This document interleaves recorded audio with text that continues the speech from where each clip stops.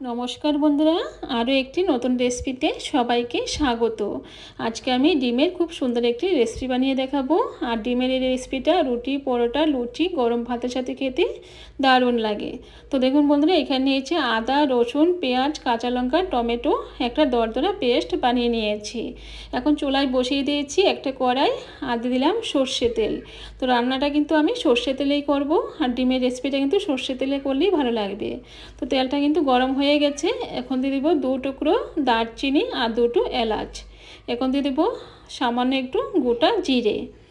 এখন এগুলি কিন্তু সুন্দরভাবে ভাজা হয়ে গেছে। এখন যে টমেটো, পেঁয়াজ, আদা, রসুন, কাঁচা লঙ্কা পেস্ট একটা বানিয়ে রেখেছিলাম, ওটা দিয়ে দিলাম।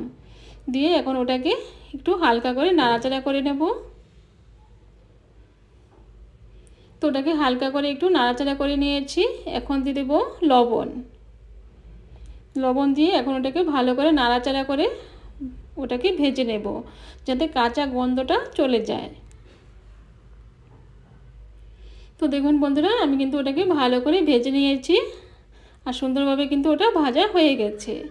এখন দিয়ে দেবো হলুদ গুঁড়ো, লঙ্কার গুঁড়ো, আর দিয়ে দিলাম ধনে গুঁড়ো, আর দিয়ে দেবো সামান্য একটু সবজি মশলা। এখন সবগুলো উপকরণ ভালো করে মিশিয়ে নেব।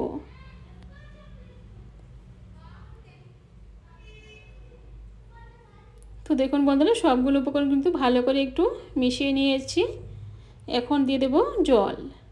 সামান্য একটু জল দিয়ে মশলাটাকে ভালো করে কষিয়ে নেব। এখন মশলাটাকে ভালো করে নাড়াচাড়া করে মিশিয়ে নেব।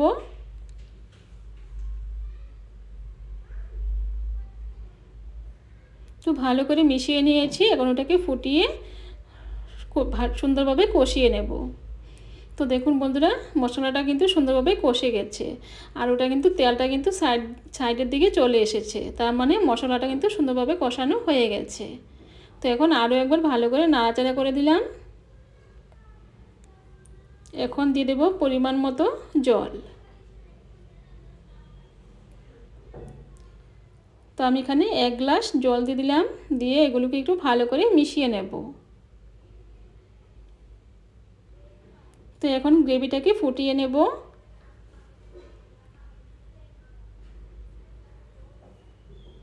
এখন দিয়ে দিলাম স্বাদ মতো লবণ। এখন আরও একবার ভালো করে মিশিয়ে নেব। এখন ভালো করে ওটাকে ফুটিয়ে নেব। তো দেখুন বন্ধুরা, সুন্দরভাবে কিন্তু ওটা ফুটে উঠেছে। তো এখন একটু ভালো করে ওটাকে আরও একবার মিশিয়ে নেব। তো ভালো করে ওটাকে মিশিয়ে নিয়েছি। এখন আমি এখানে নিয়েছি একটা বাটি, আর নিলাম 2টো ডিম। ডিমগুলোকে ফাটিয়ে নেব।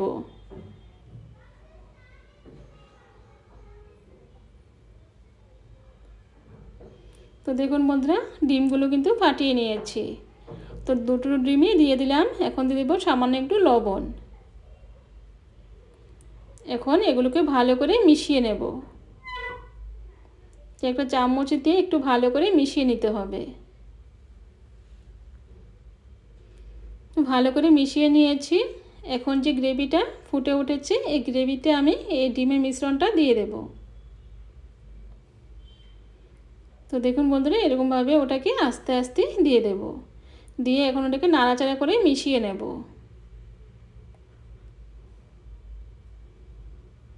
তো দেখুন বন্ধুরা, এখন কিন্তু ডিমটা কিন্তু একদম ছানার মতো হয়ে গেছে। তো ওটা কিন্তু আস্তে আস্তে ঘন হয়ে যাবে। তো ওটাকে ভালো করে ফুটিয়ে নেব।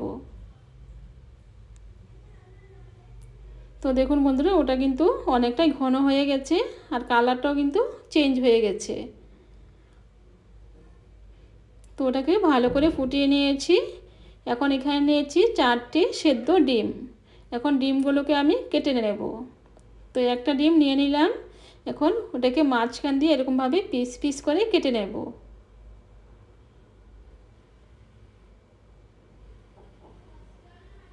তো দেখুন বন্ধুরা, একটা কিন্তু কাটা হয়ে গেছে। তো বাকি ডিমগুলো এরকমভাবে কেটে নেব।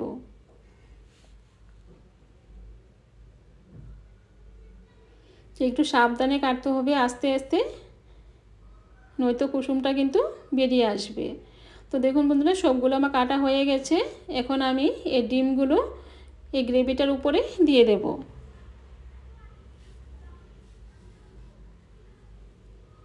তো এক এক করে সবগুলো দিয়ে দেব।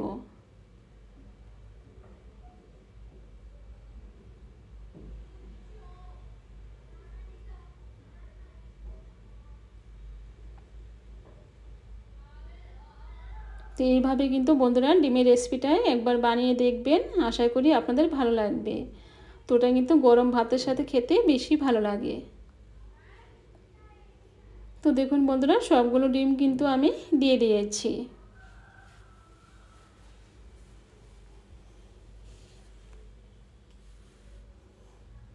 এখন এগুলোকে একটু ফুটিয়ে নেব।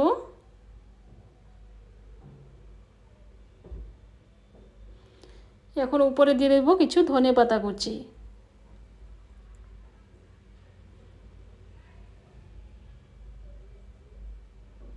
তো এখন এগুলোকে একটু হালকা করে একটু নাড়াচাড়া করে দেব। তো দেখুন বন্ধুরা এরকমভাবে একটু হালকা করে নাড়াচাড়া করে দেব, খুব জোরে কিন্তু নাড়াচাড়া করব না। রান্নাটা কিন্তু হয়ে গেছে প্রায়। তো এরকমভাবে একটু আস্তে আস্তে নিচের দিকে দাবিয়ে দেবো, তাহলে কিন্তু গ্রেভিটা সুন্দরভাবে ঢুকে যাবে ডিমগুলোর ভিতরে। তো দেখুন বন্ধুরা রান্নাটা কিন্তু প্রায় হয়ে গেছে। আমি কিন্তু 2 মিনিটের মতো আরও ওটাকে ফুটিয়ে নিয়েছি।